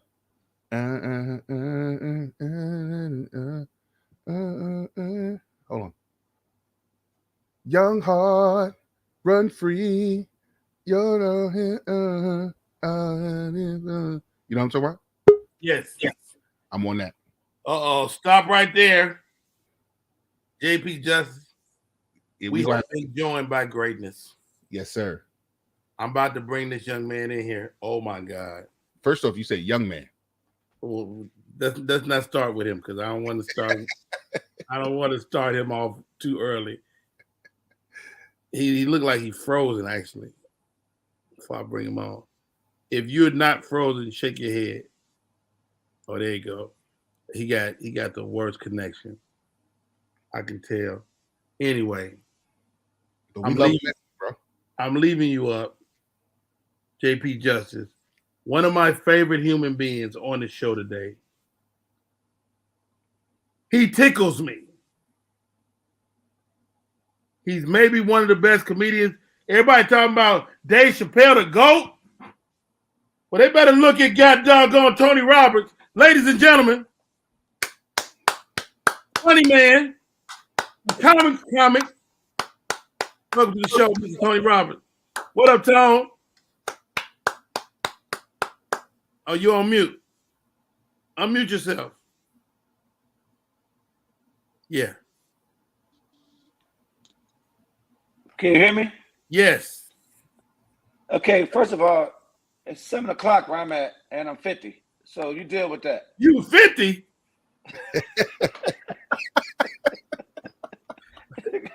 It killed when these guys are trying to say an age. I'd rather you make it seem like I don't know. Like I'm 44. 44? Hey, first of all, you look amazing. He look amazing. He's the best looking 70-year-old in comedy. Ladies and gentlemen,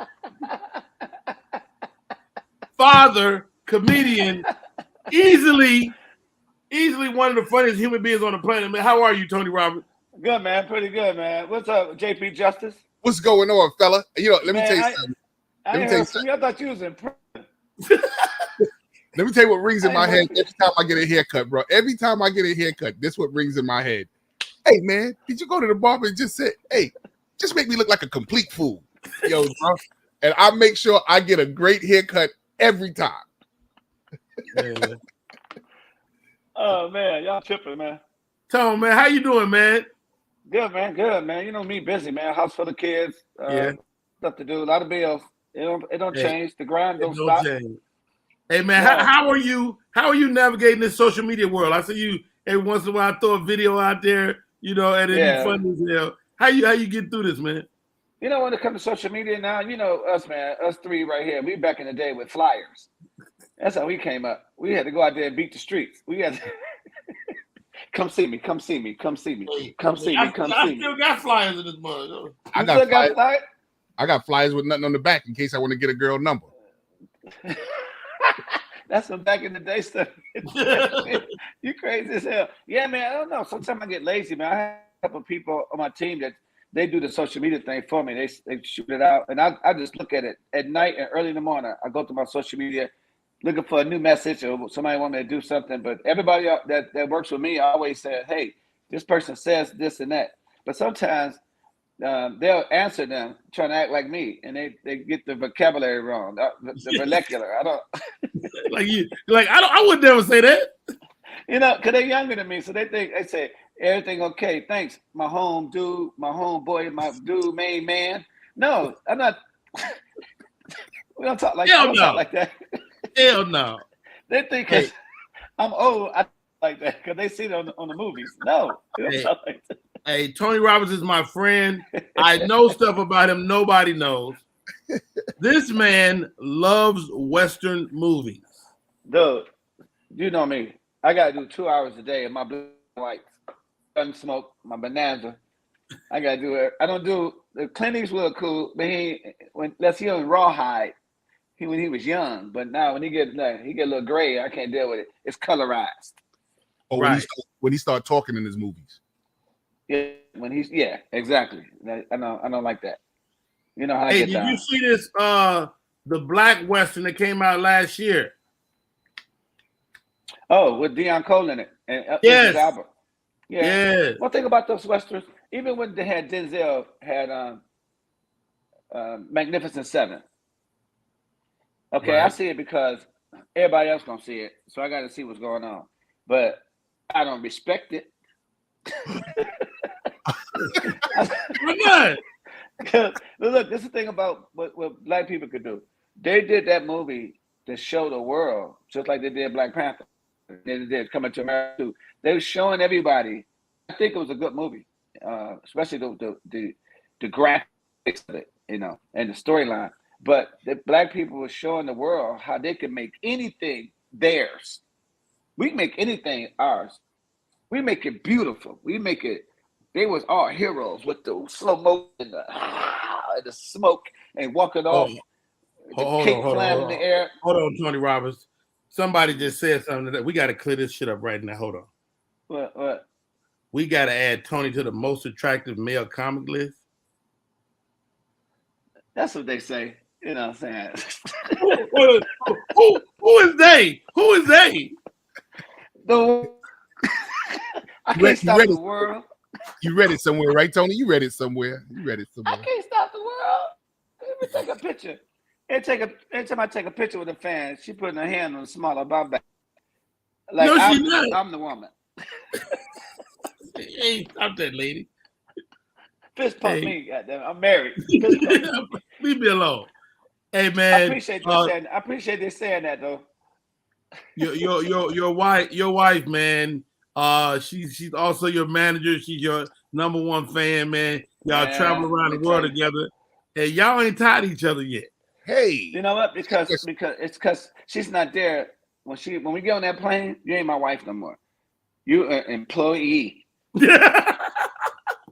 You. Wait a minute, dog. My wife is my road manager, and she does everything I don't want to do. She face the people. I don't meet the people till I get there. I never call or talk to them. I don't see the money. She just come back and give me the breakdown. So you have done your job. You may sleep. Dude, that's awesome. Y'all got that type of relationship. My wife, my wife can't deal with people. I know your wife. Your wife is so hard on people. They'll kick you off every show. Easy. It be the Rodney Perry. Give it up for Rodney Perry on this right here on StreamYard. There's only Yo, JP, you married? 21 years. I heard that. And you still stand with you all this time and you calling these wings shorts? Are you serious? Well, what do you call them? Wings. The short drum? No, you separate them. What do you when you separate them? What do you call the two pieces? It's a drum. The drumstick. But he said the drumstick. But the drumstick is the big one. Well, me and my family together, we're a family. When I separate from my family, I'm a man. I'm just me. When that drumstick come off, when that wing take off, and that you got the drumstick in your hand. Is this the wing? Because it's the shut up. You know. When you separate this right here. Hey, let me tell you something. Everybody's tuned in. Tony Roberts and Rodney Perry are the most unproductive two people in the world. We have got together to write, and we just spent the whole weekend laughing. Hey, such a great weekend, man. I come out to Sacramento. So I said, man, come on, man. Let's write this play, man. We're going to put this play up. We didn't write one word. But when I tell you the funnest weekend of my life. And we get nothing done. Nothing. But it was great, man. Hey, and we pulled the paper out. Hey, and we pulled the thing out to write it. We had by Rodney Perry and Tony Roberts, the title and everything. And then stayed there right in front of it. Just laugh for 45 minutes. Not another black stage play. Please, not another black stage. Please, not another black stage. Oh, that was the title? Yeah. Hilarious. Hey, we actually did write a lot because we conceptualized. You know we needed. We needed a person to just listen and write everything down we said. I know that now. Yeah. We need a writer's assistant.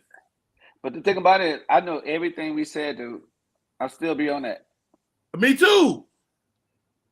So, and now we in the era now where we have to film that. I like to take it on stage, live, but we have to film It's a movie. It's a movie for sure.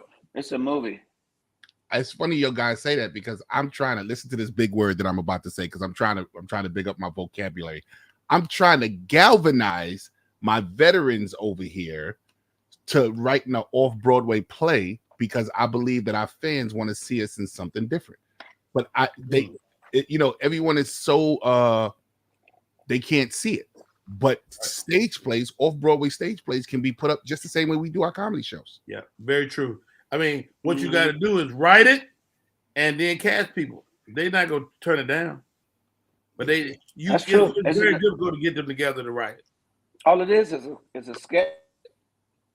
Did y'all like that word I used? Come on, man. Galvanize was dope. Galvanize, you killed that. Yeah, you looked that up just before you told us that. Hey, Tony, man, we talk simultaneously. I don't agree. Wait, Tony, we all talk about you being old, man, but you look amazing, dude. What are you doing to take care of yourself, man? Follow my wife around. Let me tell you, my wife, she gets up. She got 2 gyms and a Peloton. She don't play. I got a Peloton. What's your name on there? Tony Roberts. No, it's Look Better Naked.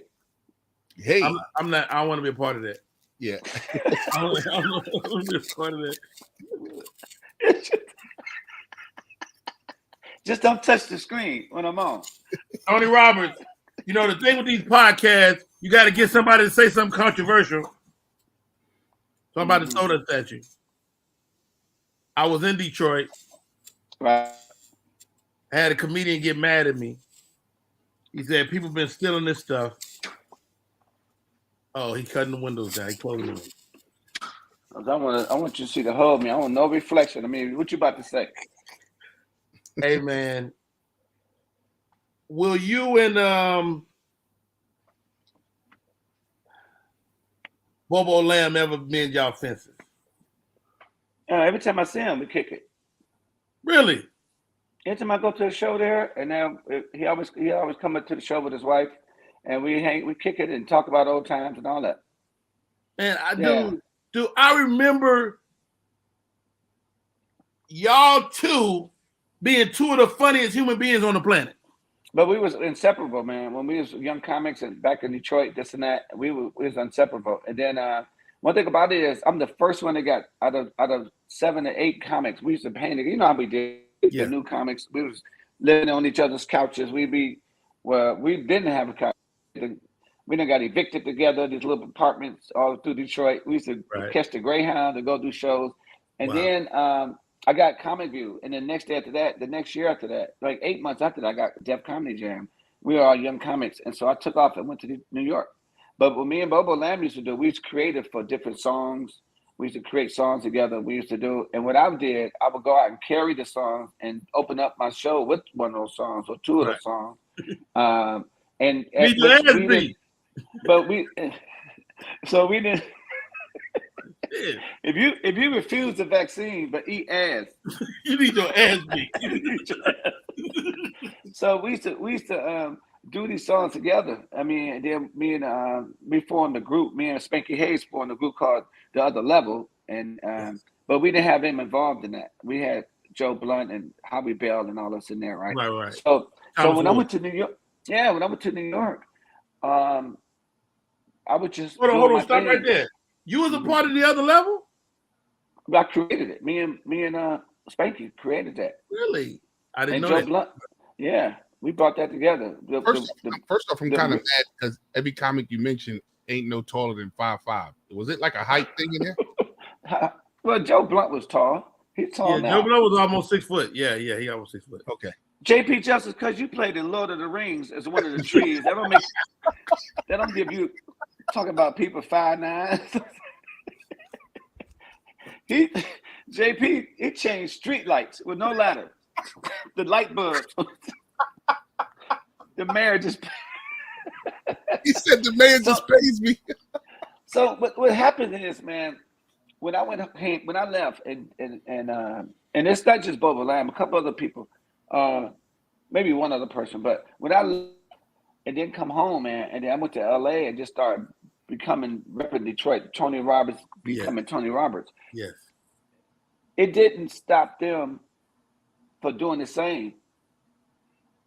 Absolutely. Very true. For some reason, when they went out to do the same and it didn't work and they came back home, they swear to God, oh, he took all my stuff. You can look at Bobo Lamb and a couple other guys. Look at all they stand up. And look at the 8 comic views I did, the 3 1-hour specials. Look at the 4 Def Comedy Jams. Look at the Ruckets. Look at everything I've done. Apollo. You'll never see none of their jokes in there. Wow. You're absolutely right, man. And this is why I know you're right. So I go to Detroit. I'm in the city. Bobo is featuring for me. He does an hour, 90 minutes, but I'm not tripping. I love this nigga. This nigga is one of my favorite comedians. Dude, and so I tell him, I say, Bobo, nigga, you need to do a concert with these songs. This shit is fucking amazing. He called me the next day. Yo, Rodney Perry, some of my people heard you talking about my song. Talking about, I say, Bobo, nigga, I told you I love the shit. Mm-hmm. But he was literally upset with me, and I'm like, dude, I can't deal with you if you gonna treat me like that, because I didn't say that. Right. If I tell you I didn't say it, you just gotta believe me. But I know this day. I know everybody in Detroit that used to come back up with us. These new guys today. I go home now. I am Michael Jordan to them. Yes. Right. When I go home. Well, you Michael Jordan to a lot of people, man. You that guy, Tom. But these guys who come up with like the Bobo Lamb and Joe Blunt and Howie Bell, these guys are geniuses. Detroit breed geniuses, man. But you just got to get out of Detroit. Like New York, you got some guys in New York, the dopest comics out that won't leave New York. When you leave, you got to stay gone. Yeah, you got to go. I think it's something to be said. Like New York comics get to earn money so early that it's like, why would I ever leave? Because when you go to LA, it's not guaranteed nothing at all. We all know that. But you got to start from scratch, damn near. I'm afraid. That. I'm afraid. This is one thing that I guess because I've been a father almost my whole entire comedy career. I thought you were going to say I'm afraid of mice. No.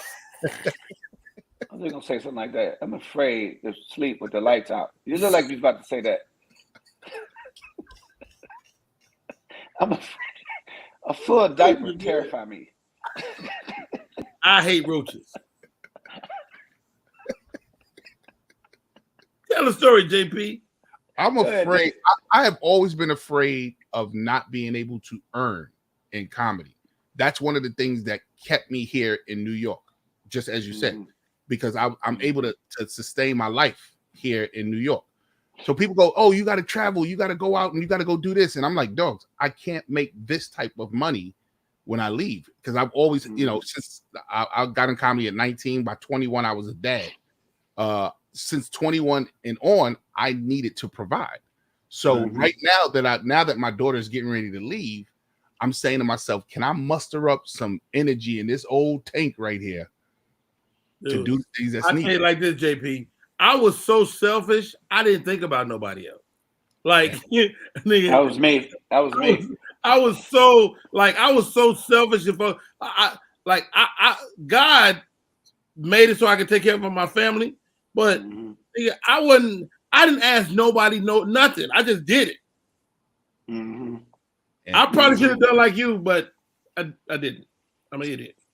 Yeah, it worked out. So I stayed here and did shows for Ray DeJean.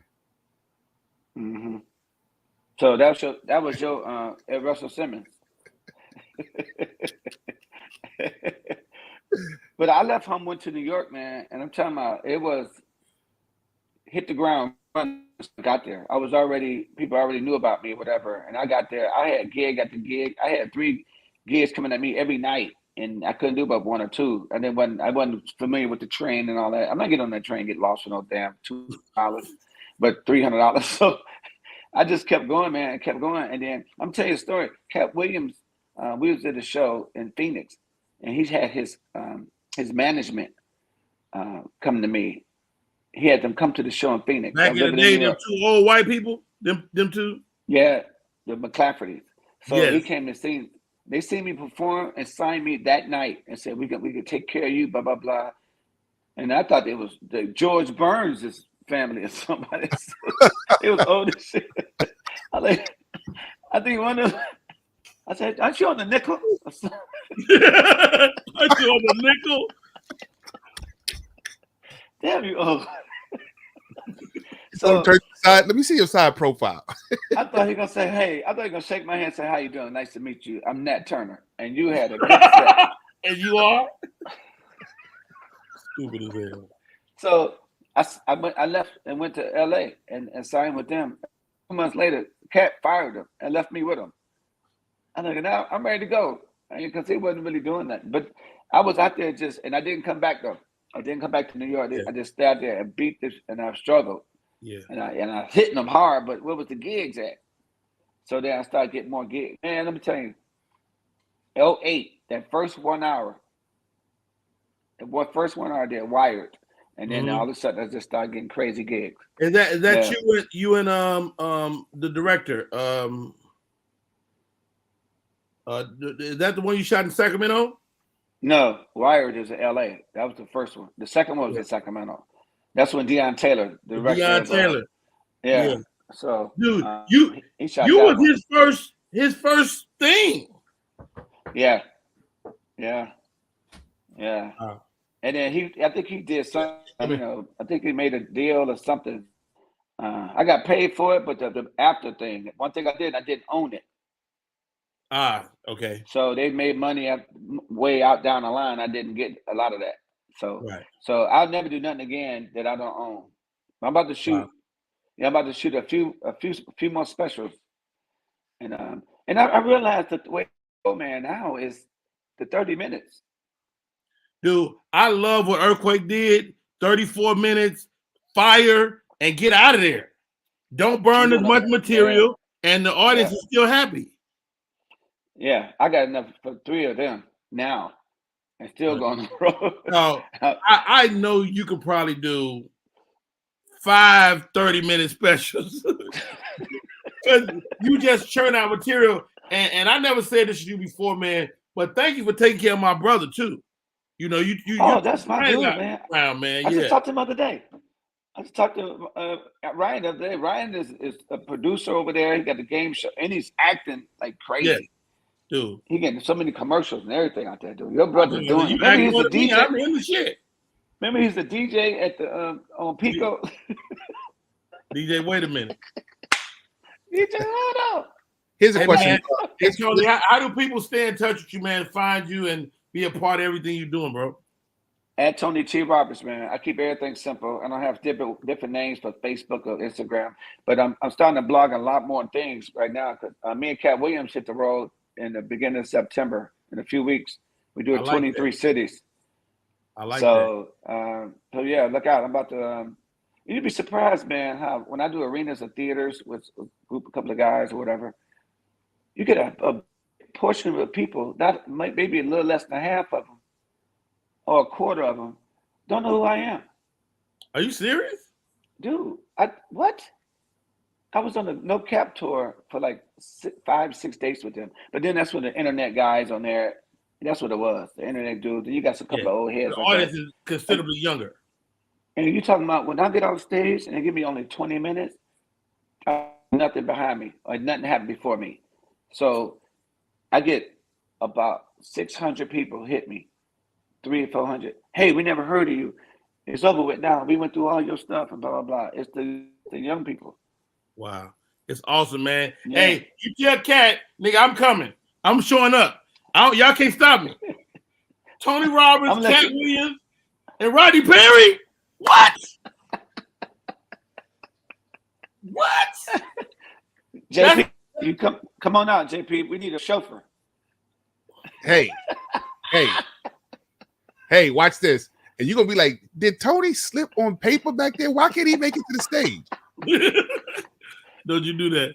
Hey, man, JP, I got to get out of here. Okay, brother. What was you going to ask me, Tony? Go ahead. JP, where you at in New York? Where you stay in New York? I'm in the bro. I'm so used to comfort. I am in the same apartment that I was going on 30 years now in the Bronx. You've been in this apartment. Oh, I've been there one time, I think. I remember that. Yeah. Mm-hmm. Same. All right, it's over. It's over. Hey, y'all. Tony T. Roberts on all social media. New York and LA and Los Angeles. He currently doesn't have a mustache, but he's still a wonderful human being. Ladies and gentlemen, Tony T. Roberts, my man JP Justice, man, you've been rocking with us all day. You can find him on social media at JP Justice. My name is Rodney Perry, and this is Rodney Perry Live. We'll see y'all next time.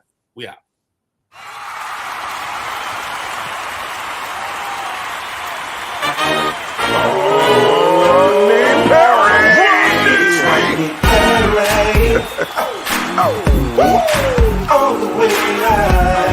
Get ready for America's #1 funny man.